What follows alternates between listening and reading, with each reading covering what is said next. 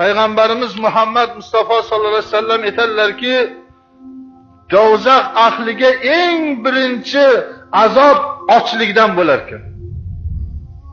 Nihoyatda qornilari ochiqar ekanki, endi nima bo'lsa kemirsam, nima bo'lsa yesam deb dod deyishar ekan. Alloh taolo o'shalarni ochlik azobida qiynab turib, ularga bir o'tni berar ekan. U o't sahroda o'sar ekan, mabodo tuya bilmay yeb qo'ysa, tomog'iga tiqilib o'lar ekan. O'shanaqa zaqqum bo'lgan o'tni berilar ekan, shuni yeganda tomoqlari tiqilib suv deb chanqab dod deyishar ekan. Ana o'sha dod deb chanqoqqa chidolmay endi ochlik u yoqda tursin, endi suv deb qolishdi. Shunda Alloh taolo qon iring fasodlarni ichkizishlikka ularga buyurar ekan. Mana shunday bir azob, u tanani, boshqani azobini qo'ying. Bu azobni, mana shu azobni o'zi dahshatli azob bo'lar ekan. Shunda nola qilib yurakni ezib dod deyishar ekan. Shunda Alloh taolo aytar ekan, 70 yil umr berdim, 40 yil, 50 yilmi, 100 yilmi? Tanimading, yeding nozi ne'matimni, kiyding, nafas olding havoyimdan, quyosh nuridan foydalanding. Necha 100 million ne'matni a'zoyini o'ziga berdim. Necha 100 ming million ne'mat Alloh taoloni eganmikin a'zoyimizda. Shuni shukrini qilmading. Bir qatra suvni shukrini qilmading. Uni qayta Xudo yo'q deding. Xudoga ishonganlarning ustidan kulding, masxara qilding. Piyolada aroqni olib, qo'lingdan kesa qilganingni qildib, qo'rqmasdan aroq ichding. Allohni harom qilgan narsasini qilish, men Xudodan qo'rqmayman degan ma'no chiqazishgan. Alloh qilma deb turibdi.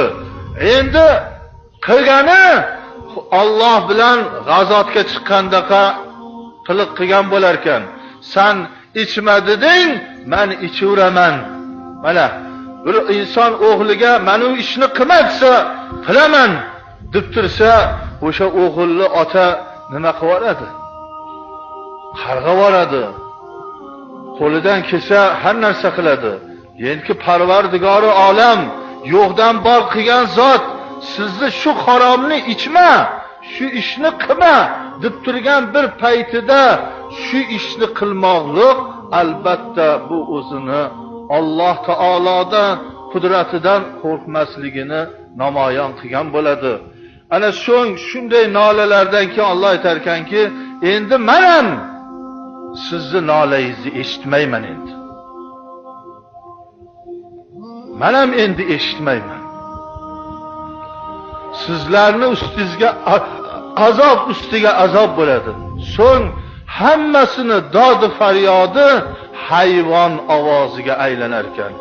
Azobni qattiqligidan ittaqa uvillavar ekan, cho'chqadaqa chinqirvorar ekan, eshakdaqa hangravorishar ekan, otdaqa kishnavorishar ekan, do'zax azobini qattiqligidan.